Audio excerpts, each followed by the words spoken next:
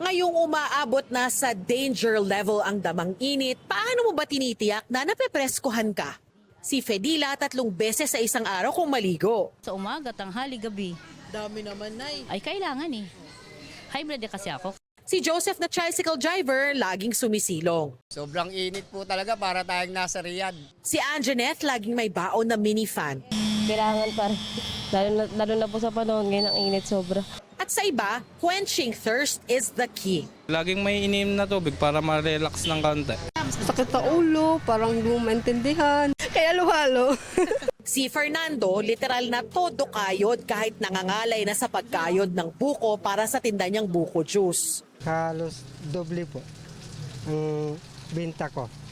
Kaysa mga nakaraang araw na hindi pa po tag-init. Kasi po mabili na po yung buko kasi mainit yung panahon. Masarap sa pakiramdam after. Tapos nakaka-hydrate siya. Tapos compared sa soft drinks, syempre mas less sugar. Para payo ng mga eksperto, mahalagang hindi na de-dehydrate. Yung dehydration na yan ang dahilan kung bakit nawawalan ng malay o kaya nagkakaroon ng problema sa parang inaantok ka, yung nawawalan ng malay, hindi ka magising, hindi ka makaisip ng maayos, na isa sa mga sintomas ng ating heat stroke. Pero ika nga, not all drinks are created equal. No ang masyadong matatamis. At kung coffee or tea is life, Sundan natin na malinis na tubig kasi pagka caffeinated, maaari tayong umihi ng mas madalas. Tawag po natin dyan diuretic at mas matutuyuan tayo. makatutulong din ng electrolytes o minerals para mabalanse ang pagtanggap ng katawan ng tubig at ibang nutrients. Ang buko juice ay inuming may natural na electrolytes. Pwede namang mag-do-it-yourself o DIY ng electrolyte drink gaya ng post ng Quezon City Health Department.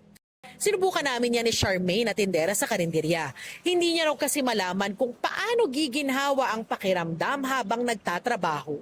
Tumatapat po kami sa electric fan, minsan po tubig na malamig, iinom. Pero hindi naman pa rin po maano yun kasi sobrang init talaga. Hindi namin makayanan. Malamig na tubig with lemon and pinch of salt. Cheers!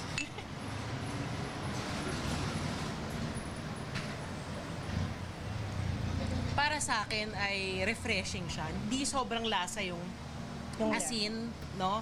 Pero kung ayaw mo ng tubig lang, pwedeng-pwede to. Ikaw ba? Yes po, mas maganda po siya na may lemon kasi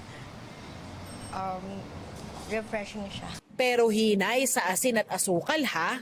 Pag masyado tayong maraming asin kasi nagkakaroon tayo ng water retention or yung iba kabaliktaran, para bang nahihirapan yung ating bato, yung ating kidney. The best pa rin daw uminom ng malinis na tubig katumbas ng 2 litro kada araw o 8 hanggang 10 baso. Abot kaya, madaling makita, healthy pa. Darlene Kai, Nakatutok, 24 Oras.